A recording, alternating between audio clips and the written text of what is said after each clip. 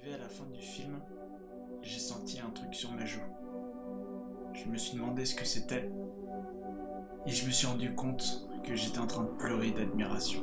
Non, je déconne, j'ai pas pleuré. Mais c'était pas loin. Salut à tous, c'est Julien, et aujourd'hui je vais vous donner mon avis sur Avengers Endgame. La vidéo sera sans spoiler au début, puis je vais vous indiquer quand je spoilerai, parce que c'est très difficile de parler de ce film sans spoiler. Alors un conseil, vraiment, évitez les réseaux sociaux, évitez de regarder les commentaires sous les posts Facebook, Twitter, Instagram, parce que c'est un film qu'il ne faut absolument pas se faire spoiler. Il y a plein de trolls qui traînent sur internet, qui veulent vous gâcher le film. J'ai eu la chance de pouvoir voir le film au Grand Rex dans une ambiance de malade mental.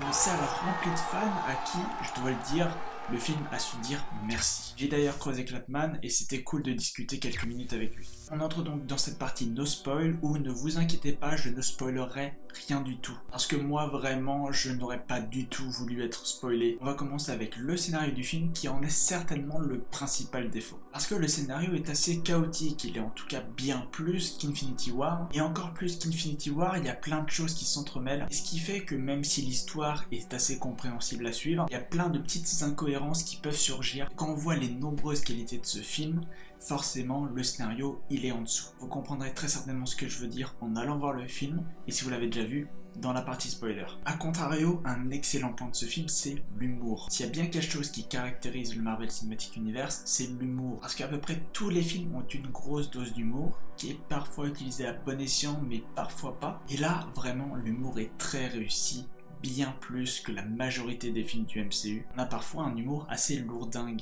mais ça en reste très plaisant. Parce que c'est pas parce qu'un humour est lourdingue qu'il ne veut pas en être marrant. Donc vraiment, l'humour, c'est quelque chose qui marche très bien, et même si on est dans un contexte dramatique, il y a des scènes d'humour et ça ne désamorce pas pour autant toutes les scènes dramatiques. Vraiment dans ce film, je trouve qu'ils ont fait une bonne alchimie entre moments dramatiques et moments drôles. En ce qui concerne les personnages, au lieu d'avoir un film qui est très porté sur l'action comme l'était Infinity War, là vraiment on a un film qui est plus lent, qui se concentre un peu plus sur les personnages, qui prend le temps également de les développer. Puisque le nombre de personnages présents à l'écran est réduit, forcément ça joue aussi. On va découvrir des personnes endeuillées, des personnes qui sont fatalistes, qui ne savent pas comment vraiment réagir. Et cette lenteur, cette longueur permet de comprendre la pensée des personnages, de comprendre comment chacun réagit face à ce drame. C'est vraiment intéressant et les 3 heures sont largement justifiées. Parce que c'est un film de 3 heures mais qui passe très vite. Vraiment très vite. Le rythme n'est pas toujours constant, mais on n'a pas de longueur, et finalement tout s'enchaîne, et les 3 heures, on les voit pas du tout passer. L'aspect, je dirais, fondamental de ce film, c'est que c'est un film qui est énormément porté sur l'émotion. On ressent vraiment le drame qui s'est joué, on ressent vraiment la détresse de tous les personnages, même si des fois on sent que les conséquences sont un petit peu exagérées. Quand on voit des plans de villes qui ont l'air d'être complètement abandonnés, alors qu'en fait il y a que 50% de la population qui est morte, on n'a pas l'impression qu'il y a 50% de la population qui a disparu, mais c'est plutôt de l'ordre de 90. Et je ne parle pas là que des émotions tristes, comme je l'ai dit, il y a plein de moments où on rigole, il y a plein de moments où on est joyeux. Sinon la réalisation est assez classique, les effets spéciaux comme d'habitude sont sympathiques. Moi je les ai trouvés réussis et ça apporte au grandiose du film. Et encore plus que dans Infinity War, le féminisme est encore plus présent, il est encore plus épique et encore plus cool. Alors pourquoi j'ai mis fanservice dans ma miniature? Comme j'ai dit, le film sait dire merci aux fans, à tous ces gens qui ont suivi de près ou d'un peu plus loin tous les films du MCU. Il y a énormément de clins d'œil à l'univers qui a été créé il y a de ça 11 ans. C'est vraiment une Madeleine de Proust pour tous les fans de Marvel, que ce soit des films mais aussi des comics. Il n'y avait qu'à voir l'ambiance au Grand Rex pour s'en rendre compte.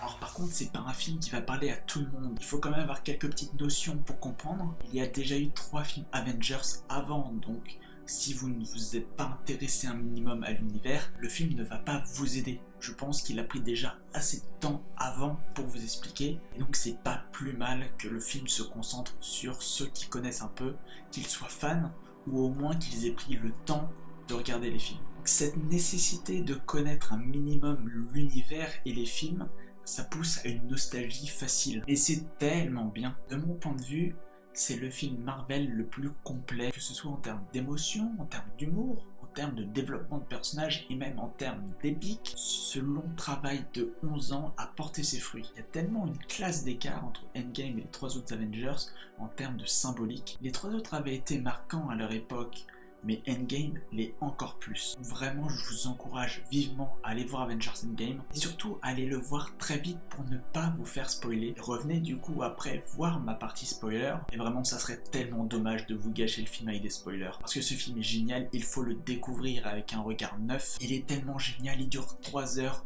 mais ça passe très vite et j'ai tellement hâte de le revoir. On va donc passer à la partie spoiler. Si vous êtes encore là, c'est que ça ne vous dérange pas de vous faire spoiler, que vous ayez vu le film ou non. Et encore une fois, je vous conseille, si vous n'avez pas vu le film, de quitter cette vidéo et de la retrouver après avoir vu le film. En tout cas, on perd pas plus de temps. Partie spoiler dans 3, 2, 1. Et on va commencer très fort avec la mort d'Iron Man. Du coup, j'avais raison dans une de mes dernières vidéos où je vous parlais de la possible mort d'Iron Man, et même en tant que sacrifice. C'est ce qui s'est passé, Tony Stark meurt en se sacrifiant pour sauver les autres. Je trouve que c'est bien qu'il y ait eu des morts dans ce film, parce que ça apporte des enjeux, et parce que ça donne un film qui est moins aseptisé. Là où dans Avengers Infinity War, toutes les morts, on savait que c'était un peu du fake, on savait que c'était pas vraiment mort parce qu'il y avait plein de projets qui étaient en cours de développement, parce qu'on savait très bien qu'ils allaient pas se tirer une balle dans le pied. Il y avait quelques morts, la mort de Loki, d'Heimdall, qui étaient quand même des morts poignantes, mais on n'était pas encore au point de faire mourir un personnage principal. Là ça y est, et que ce soit lui qui meurt, finalement c'est une bonne chose. Parce que le MCU a démarré avec le film Iron Man. Donc finalement, qu'il meure pour conclure cette phase des pierres d'infinité, en fait, c'est juste boucler la boucle. Et je trouve que c'est très bien comme ça. Par contre, je trouve que la mort est passée assez vite. La réaction de Pepper Potts est pas des plus extravagantes et pas des plus tristes. Chacun réagit différemment devant la mort. C'est vrai qu'on aurait peut-être pu attendre un petit peu plus de larmes, un petit peu plus de détresse de la part de Pepper Potts. Et même au-delà du moment de la mort d'Iron Man, je trouve que les funérailles sont aussi passées très vite. On voit tous les super-héros présents, mais ça passe vraiment très vite, trop vite pour un personnage qui est vraiment majeur dans le MCU. Mais c'est pas la seule mort qui a été vraiment expédiée très vite. La mort de Black Widow, vraiment, je m'y attendais pas du tout. Je pense que personne ne l'a vu venir. C'est assez couillu, je trouve, quand on sait qu'il y a un projet de film sur le personnage. Et par contre, la façon dont elle meurt, ça reste assez prévisible. Parce qu'avec Clint Barton, ils se rendent pour chercher la pierre de l'âme, sauf que la pierre de l'âme impose un sacrifice. Nebula leur dit. Donc je comprends pas comment ils vont sur la planète en se disant qu'ils vont pouvoir la demander, et c'est bon, ils l'auront. Non, ça impose un sacrifice, mais je trouve que la scène est assez bien tournée pour qu'on y croit quand même, et qu'on se demande vraiment de qui Clint Barton ou Natasha Romanoff va mourir, pour que l'autre puisse obtenir la pierre de l'âme. Le passage concernant la fin de Captain America m'a paru à moi plus marquant que la fin d'Iron Man. Parce que déjà, elle en est très surprenante, mais aussi très belle. Quand il utilise la machine à remonter dans le temps pour remettre toutes les pierres à leur place, on s'attendait à ce qu'il allait revenir. Le parti pris du personnage d'avoir souhaité continuer sa vie, d'avoir voulu profiter d'une vie de famille comme avait eu Iron Man. Maintenant que le conflit est terminé et que la seule perte importante à déplorer soit Iron Man, on savait très bien que Chris Evans était en fin de contrat chez Disney. Du coup, ça fait partir le personnage d'une belle façon également. Ça fait vraiment chaud au cœur de le voir raccrocher le costume, de faire sa passation de pouvoir au Faucon. Ça rend le tout très touchant parce que il profite.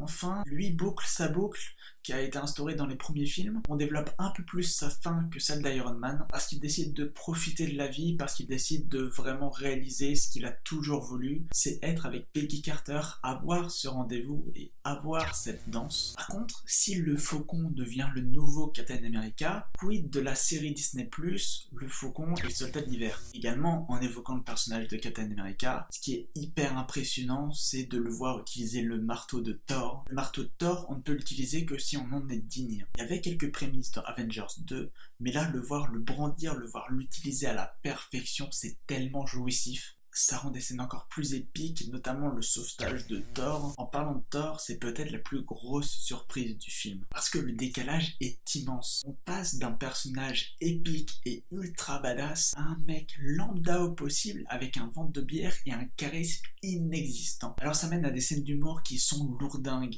mais ça marche très bien, et le personnage garde en fin de film une aura épique, ce qui fait que j'ai vraiment aimé le personnage dans ce film. Bon, en gros, vous l'avez vu, vraiment ce film c'est un best-of du MCU. Parce que c'est sur ça que va se concentrer la majorité des films, c'est faire tous ces petits clins d'œil aux films précédents. On est en train de célébrer un arc narratif de 3 phases. C'est jouissif pour moi et pour tous les fans certainement du MCU, parce qu'on reconnaît tous ces petits clins d'œil. Une personne qui ne va pas être familière de l'univers va sûrement passer à côté. Et pour les fans, vraiment c'est énorme. La scène dans l'ascenseur avec Captain America et le Heil Hydra, la scène dans la tour Stark, le combat entre les deux Captain America et ce moment, le cul de l'Amérique, la rencontre entre Tony Stark et son père, le travelling rotatif d'Avengers, le retour de Loki, Peggy Carter, même Hank Pym jeune. Il y a tellement de clins d'œil, il y a tellement de choses. J'ai trouvé très intéressant de montrer au début du film un Thanos très fatigué. Ça montre que son acte a eu de lourdes conséquences également pour lui. Et la rapidité avec laquelle les Avengers le débusquent et le tuent, c'est surprenant, mais c'est aussi bienvenu. On se doute qu'il va revenir. J'ai trouvé ça assez bien mis en place, même s'il est moins important dans ce film que dans Avengers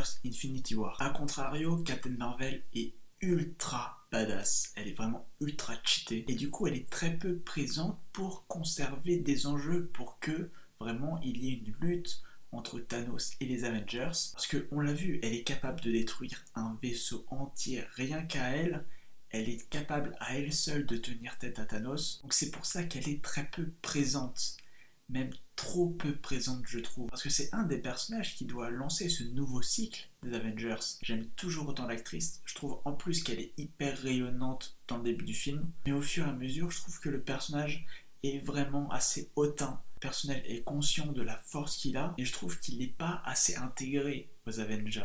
En plus, je trouve que le comportement du personnage n'aide pas à cette intégration. Si en plus, il y a bien quelque chose qui est ultra épique dans ce film, c'est la scène de bataille finale entre Thanos et les Avengers. Notamment ce plan qui est magnifique, où on voit l'armée géante énorme de Thanos contre Captain America tout seul. C'est magnifique et ça l'est d'autant plus quand tout le monde se ramène, quand on voit apparaître derrière Captain America tous les Avengers qui sont tombés au combat et qui reviennent pour se venger de Thanos. C'est la bataille que les fans attendaient. Là, on n'est plus du tout avec 10 pélos qui se battent sur un parking d'aéroport. Là, c'est vraiment une bataille épique, phénoménale. Il y a des super-héros de partout tellement qu'à certains moments, sont des limites illisibles. Et cette bataille, en plus, nous permet un moment féministe exceptionnel, qui d'ailleurs est très bien maîtrisé parce que la frontière est assez ténue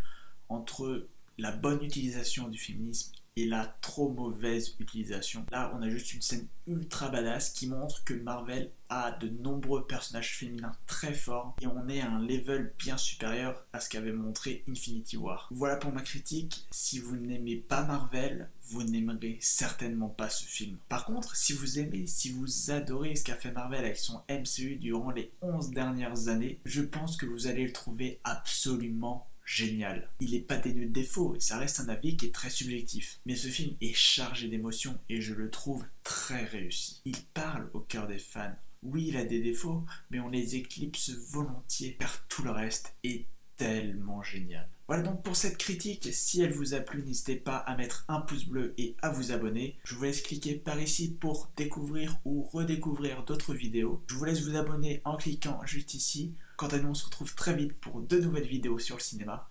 En attendant, portez-vous bien. Ciao.